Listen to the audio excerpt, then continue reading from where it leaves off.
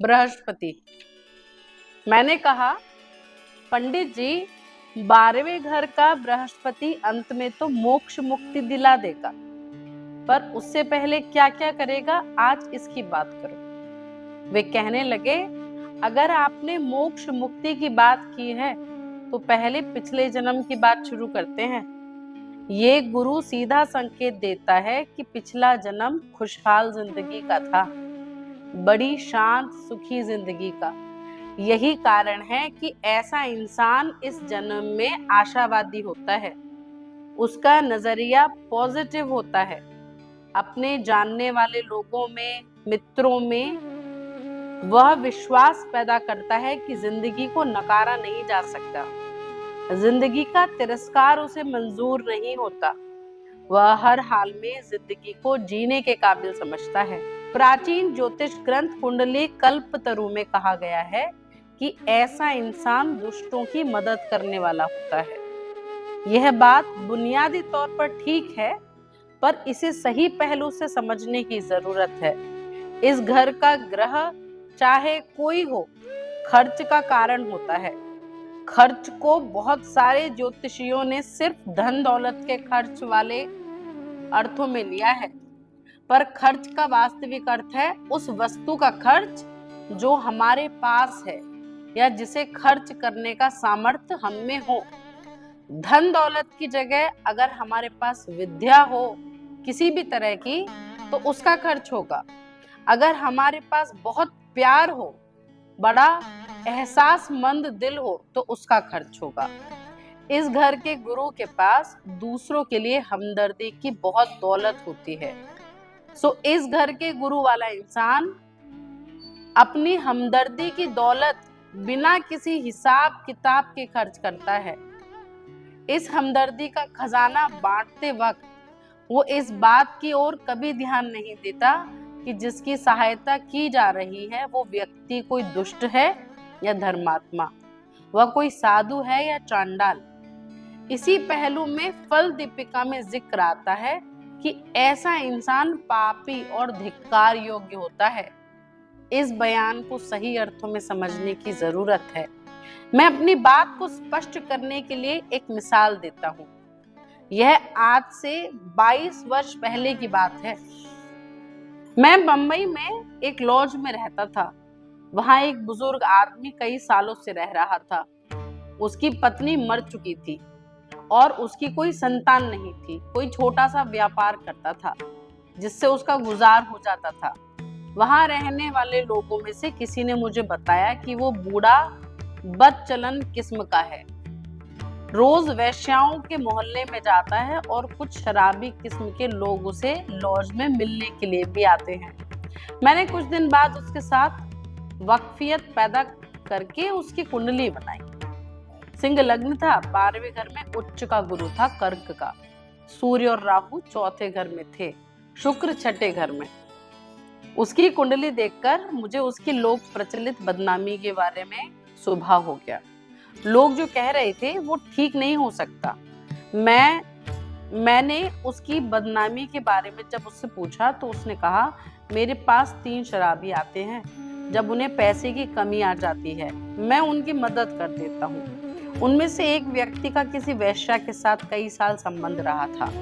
वो औरत भी एक लंबे समय से दमे की बीमारी से बिस्तर पर पड़ी हुई है और उसकी आमदनी का कोई साधन नहीं। मैं हर रोज शाम के समय बाजार से रोटी खरीदकर उसे दे आता हूँ। मेरे दिल में उस बुजुर्ग के लिए सम्मान पैदा हो गया। यह और बात है कि दूसरों की नजरों में वो फल दीपिका के बयान की तरह पापी भी था और धिक्कार योग्य भी। इस घर का बृहस्पति इंसान की जिंदगी में एक आध बार हानि होने की हालत जरूर पैदा करता है, चाहे वो बृहस्पति उच्च का या स्वराशि का ही क्यों ना हो। इस अपमान का कारण भी दूसरों की मुश्किलों से उलझनों के कारण पैदा होता है, पर इस घर के बृहस्पति वाले को ऐसे किसी अपमान की परवाह नहीं होती। वो हर तरह से बेलौक और बेपरवाह होता है। 12वें घर में काल पुरुष की कुंडली के अनुसार मीन राशि होती है, जो बृहस्पति की अपनी राशि होती है। आर्थिक पक्ष से इसमें बृहस्पति शुभ फल देता है।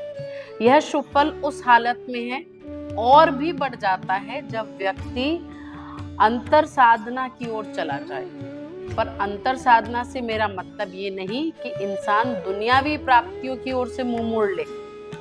यह बृहस्पति इस घर में पूरी तरह स्थापित होता है, इसलिए ऐसा इंसान घर त्यागी साधु नहीं हो सकता।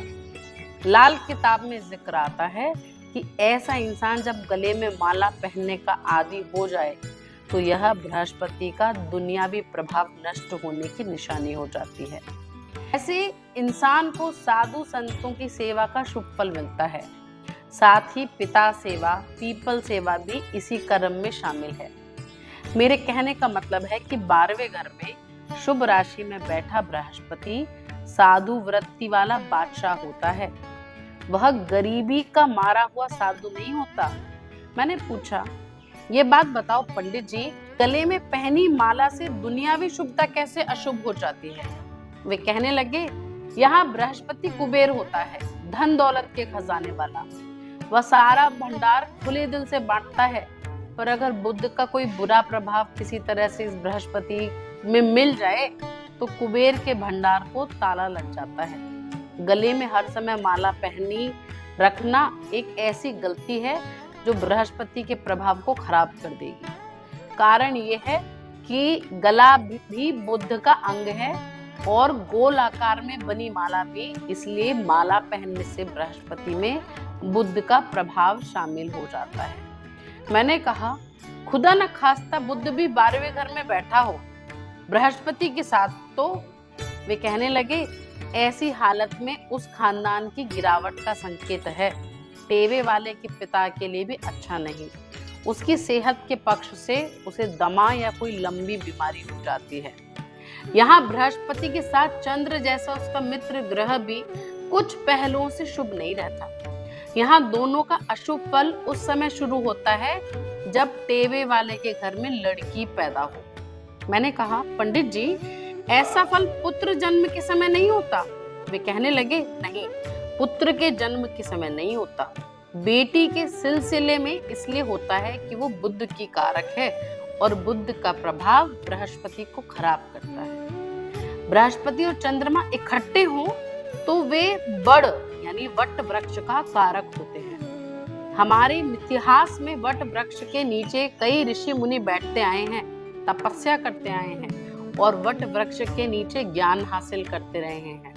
पर यही वट का वृक्ष हमारी लोक कहानियों में भूतों प्रेतों का निवास भी हो जाता है। कारण यह है कि जब बृहस्पति चंद्र के प्रभाव में बुध का प्रभाव मिल जाता है तो वह वृक्ष प्रेती हो जाता है। मैंने पूछा, बुद्धि का कारक बुध ग्रह क्या भूत प्रेतों का कारक भी है? वो कहने लगे, हाँ, वह प्रेत और भूत दोनों का कारक है। यही कारण है कि बृहस्पति चंद्र जैसे ज्ञानदाता वट पर जब बुध अपना घर बना ले तो वही वृक्ष प्रेती वृक्ष हो जाता है। मैंने कहा, पंडित जी, यह विज्ञान बड़े समझने वाला है कि अकेला बृहस्पति पीपल का कारक होता है, अकेला चंद्र चंदन के वृक्ष का कारक, पर जब दोनों मिल जाए तो वो वट वृक्ष हो जाते हैं। वे कहने लगे, बृहस्पति चंद्र दोनों के प्रभाव में जब बुध का प्रभाव मिल जाए तो उस बुरे प्रभाव को दूर करने के लिए सबसे अच्छा उपाय यह है कि टेवे वाले के मकान की तहे जमीन में चांदी के खाली बर्तन दबा देना चाहिए। यहाँ खाली बर्तन बुध का कारक है। जिस इंसान के 12वें घर में बृहस्पति हो उसे सताने वाला इंसान खुद ही शापित हो जाता है और उसे खुश करने वाला खुद फलता फूलता है। ये बात जरूर है कि 12वें घर के बृहस्पति वाला इंसान अगर किसी के आगे हाथ फैलाए तो उसके लिए यह कर्म शुभ नहीं होगा। वह दाता है, भिखारी नहीं। 12वें घर के बृहस्पति का किसी कारोबार के साथ सीधा संबंध तो नहीं होता, पर यह देखने में आया है कि ऐसे इंसान के लिए हवाई काम या गैस के काम शुभ फल देते हैं। ऐसा इंसान अगर एयरफोर्स में जाए या स्पेस की रिसर्च में तो बड़ा कामयाब हो सकता है। इस खर्च के घर में बैठा बृहस्पति इंसान को कोई कमी नहीं आने देता। वह चाहे कितना खर्च करे उसका घर भरा रहता है। उस खर्च से बृहस्पति का वास्तविक भाव उसकी जिंदगी के खर्च करने से है। वह शुभ कामों में उसकी जिंदगी खर्चवा कर उसे मोक्ष देता है। यहाँ बृहस्पति के फल को और भी शुभ करने के लिए केसर या हल्दी का तिलक लगाना चाहिए। यानी कि अगर किसी का बृहस्पति खराब हो तो हल्दी या केसर चंदन का तिलक लगाना चाहिए। दाता एक राम, भिखारी सारी दुनिया, दाता एक राम।